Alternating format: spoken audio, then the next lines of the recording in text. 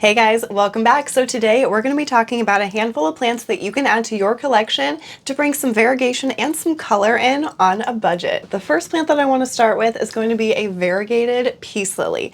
So the one that I'm thinking of in particular is called the Domino peace lily, or Domino. I'm pretty sure it's Domino peace lily, and they are just so beautiful. I'll pop a picture in over here so you know what I'm talking about. I don't think I actually have maybe one. Ooh, maybe not any. I don't have many of these plants that I want to talk to you guys about today, but I have some beautiful examples to show you on the screen here. So yeah, this first one is the Domino peace lily, the variegated version. I don't know if there is a non-variegated version of the Domino or if that is just the variegated version. I will find out some information for you and put that on the screen here, but this one that we're talking about today is beautifully variegated. The leaves on this peace lily are definitely much smaller and much more thin, and they have this really interesting texture and kind of like waviness to them. I'll try and see if I can find some like close-up photos so that you can see what I'm talking about, but they're just beautiful, and they have more of that sectoral variegation usually, and that just comes in so nice. And if I'm being totally honest, I don't think I've ever really seen any like super crisped up Domino peace lilies or anything like that, like where like the white sections have burnt off.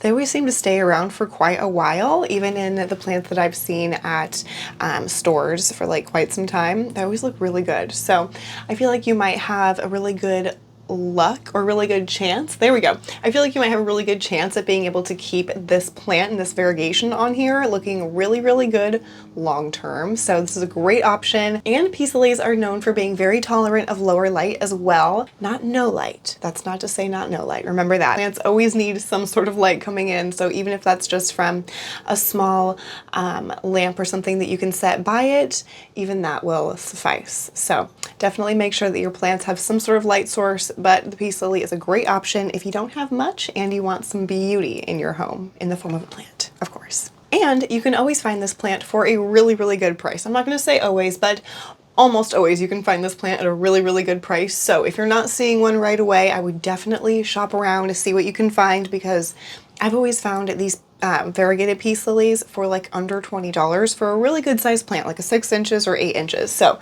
definitely look around, do your due diligence, and you'll find these guys for a steal of a deal. The next plant is actually going to be kind of 2 in 1. I have them both pulled up actually on my computer over here so that I can refer and remember which one's which. But the next one that I want to talk to you guys about that you can find definitely at a really good price is going to be the Dieffenbachia. What is it? I already forgot. Dieffenbachia, wow, reflector. This is a very common plant. You can see the photo here is absolutely stunning. It grows like a freaking weed, honestly. Like, you can't really stop this guy. It's a plant that will grow very large as well, so it could be a great statement piece in your home, but it's not my favorite one, so I will get to that one next. But some highlights of this one are the like highlighter green splotches that it has all over it. And then like the main, I have to look at it, sorry, I already forgot what it looks like. The main portion of the leaf is like a really beautiful, super dark green. And then it has these bright splotches, super bright splotches. It is beautiful. Sorry, I'm getting distracted by it. It is a beautiful plant. Like I said, you can find these guys for a really good price. You could probably find these guys for under $10 in like a smaller plant, but if you wanted a more substantial plant, like a one that's like almost as tall as your hip or even taller, you could probably find one for like under $50, which I think for a really substantial plant is a pretty good price. But definitely check your big box stores if you're interested in the Dieffenbachia. And that also goes for this one here, which is my favorite Dieffenbachia that I have found so far. Well, no, yeah, I think it is. So this one here is going to be the Dieffenbachia Camouflage. Can we talk about how pretty this one is? Oh my goodness. Now, once again, this guy grows just like the other one, so it'll get really large. You can also find it same price. I've not seen these guys ever priced different than the what's it called, Camouflage. They've always been priced the same, no matter if I'm at a big box store or at a nursery. They're always the same price, and they're always a really good price as well, because they are just more common plants, but they look very exotic. Like, I feel like if this leaf was on a philodendron, like this color and pattern, especially of the camouflage, or no, yeah, of the camouflage. Oh my god, I'm getting so confused by these different Dieffenbachia, holy crap. I feel like if this leaf was on a philodendron or something like that, people would be just dying to get their hands on it. But because it's Dieffenbachia, it's a little bit less sought after, so you can find it for a steal of a deal. So definitely check around and see what you can find if you're liking the look of this plant. But I love it, especially this camouflage one here. The variegation is so beautiful. It's so interesting to look at because you can really kind of see and understand a little bit more the layers of the leaves and therefore the layers of variegation. Because if you look at the leaf, I'm getting so excited and out of breath. But if you look at the leaf from behind, you can see a different layer of variegation. You can see that color pop in different than if you look at the top of the leaf. So much more than almost any other plant I've ever seen.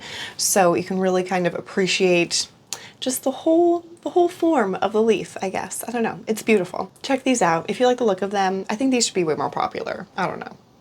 I should have one. If I had room, I would for sure have one. It would be a great plant for like right in your entryway of your house or something. I don't know. I just think it would be really pretty. Just kind of like welcome you as you came in. Say goodbye as you left. I don't know. I'm getting so sidetracked now. Okay, let's move on. What's our next plant? I wrote a lot on here. I don't think I'm going to hit all of these today. So if you like this kind of video, let me know and I will definitely do another one. Okay, so my next plant is going to be one of my favorites. Now it is kind of more of a broad, general, sorry, I gotta make sure I leg itch. Oof. Broad suggestion. There we go. It is more of a broad suggestion here. The next section is going to be Variegated Pothos. Now stick with me. I know it sounds boring, but let me just walk you through some of your options here, okay? Because you have a lot and I'm only thinking off the top of my head of a few of them. So there's a bunch more, let me tell you. So if you are liking this one here, boop, you could do the Pearls and Jade. Absolutely stunning. I'm gonna be totally honest. This is my least favorite. Or the Enjoy. I also gonna be honest here, I don't know what the difference between these two is. I don't know if they're the same thing, just different name. I don't know. Again, these are my least favorite of the options personally, but if these are your absolute favorite, lucky you, you can find them for a steal. Same goes for this one here. This is like a Manjula pothos, I think. That's what I'll show you next. Sure, Manjula, stunning. So beautiful and so easy to care for. All of these plants on this list are going to be easy to care for. I've got one, I think that's a little, two that are a little bit tricky, and I'll tell you why when we get to them, but this is not one of those sections that's tricky whatsoever. It's a pothos. They're so resilient, so tough. They are drought tolerant. They're overwatering tolerant. They're just amazing plants and you can put them pretty much anywhere. Now, I will say on that note that since these are variegated pothos that we're talking about here today, they will revert. So what that means is that you have it pulled way too far away from any sort of light source, then that new growth that comes in may start to come in less and less variegated until it's essentially just an all green pothos plant, which is totally fine. They're still absolutely beautiful, but if you're wanting to keep that variegation, do move the plant a little bit closer to some light and you should be able to keep that variegation no problem. If you're having a problem though, just move it closer and closer and then just see what you need, you know, just trial and error. That's all you can really do.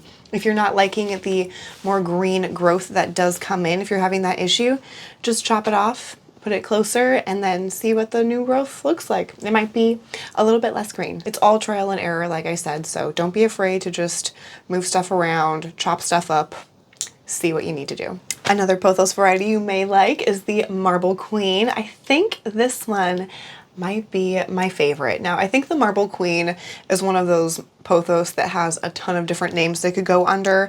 I feel like it could be like the Snow Queen, the Snow Princess, perhaps. I don't know. I'm sure this one has a bunch of different names that are essentially the same plant, but it's absolutely beautiful. The leaves can come in so large, even when it's hanging down or trailing down, whatever you want to call it. And I almost forgot to mention, any of these plants you can have trailing down or you could have climbing up something as well. And if you do that, the leaves are going to get really large, which is beautiful. And that will happen with any of these pothos varieties. If they're climbing up, the leaves will eventually start to grow in size as well. So just kind of a fun note. I'll pop in a couple pictures here of a specific Instagram account that I cannot think of the name of, but I can picture it. There's like a P and a Z, but she has some beautiful pothos varieties. Honestly, a ton of different varieties, but she has them staked up super, super tall, like taller than she is, and the leaves have gotten really large. So she's a great example of what you could do with your pothos if you're just bored of your regular trailing pothos. So a great option on a budget. All right, the next plant that I want to talk to you guys about today that you could find on a budget that's going to definitely bring some beautiful color and variegation into your collection is going to be the Ficus Tanaka. Now I want to say the full name is Ficus something else Tanaka, but I'll have the name on the screen for you here. It's such a beautiful plant. This is technically a rubber tree. Oh my goodness, you guys. This is one of those plants that you could get as a huge, huge tree, like as tall as you are. However tall you are, you could find one as tall as you for honestly a really good price. These guys used to be much more expensive and they've definitely come down in price, which is fantastic for us plant lovers. But you can find this guy at pretty much any size you want for a killer deal. But if you're looking for a smaller one, you can definitely find it for a good price. I'm talking like $10, $12, maybe even less than that if you can find it on sale somewhere. But I've had no problem finding these honestly for the past few years at any and every big box store and nursery that I've gone to. I see these plants and they're just beautiful. Anywhere I go, I have to stop and look at them because they're just gorgeous. I don't have one of these anymore, but it's one of the plants that when I have more space, I'm definitely gonna have one of these guys. So yeah, check these guys out, the Ficus Tanaka. It is a little bit trickier in care. This is one of those plants that I was talking to you about that is a little bit, she's kind of a brat sometimes. Now, my biggest gripe with this plant is that she doesn't like to be moved around. So once you find a good spot in your home, leave her there. And that kind of goes with all ficus, at least in my experience. They don't like to be moved, especially if we're talking like the fiddle leaf fig, but we're not talking about that today. We're not talking about her. We're just talking about this guy here, but that definitely goes for this one. I would say if you find a really great spot and you love where that plant is living, the plant looks like it's also loving where it's living, just leave her there. Maybe rotate her every once in a while if you want to keep the growth even. If you're not worried about that, don't worry about it and just leave it there. Just leave it there. Trust me.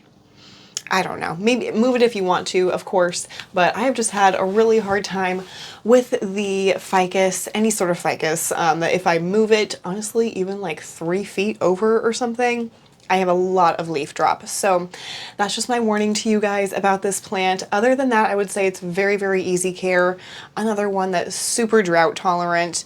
Again, I don't think I've ever really, well, I don't know. Yeah, I don't think I've ever really overwatered any of my ficus. I think I've mentioned this before, but I'm definitely more of an underwaterer than an overwaterer, but I've never had an issue with that before. It seems to be a very tolerant plant overall, except for that moving thing. But like I said, once you have a good spot, you're set to go forever and ever, hopefully.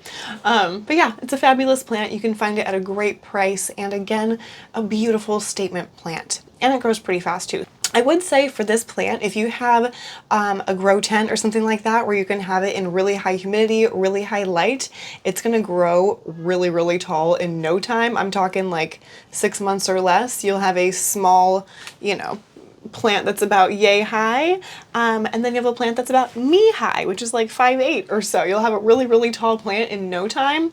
But if you want to have it just in like regular household conditions, the growth is going to be a bit slower, but I would still say you can grow it to be pretty tall in about maybe a year, year and a half, something like that. So they are pretty prolific growers, especially if you give them the right conditions, which, like I said, are pretty decently high light. And I found that they like pretty high humidity as well. Not super high. We want to keep it, you know, around 60 to 70, but a little bit higher humidity, definitely higher light if you can get it. If you are hoping to put your ficus outside for the summer though, I would suggest trying to acclimate it slowly by trying to put it maybe under some shaded coverage so that it's not getting that direct full sun immediately. You may risk burning your leaves doing that, but if you can kind of slowly acclimate it out into more sun each day, I think you'll have much better luck. So definitely don't be shy about doing that and just try it out and see, but I think you'll have no problems. All right, you guys, I think I'm going to leave it at that for this video. video. We will keep it kind of short and sweet. Let me know if you like this style of video, if you like this information. I can definitely do another one because I do have some more plants in mind to bring some variegation and color to your collection on a budget. So let me know if you want to see that in another video. But I will see you guys in the next one.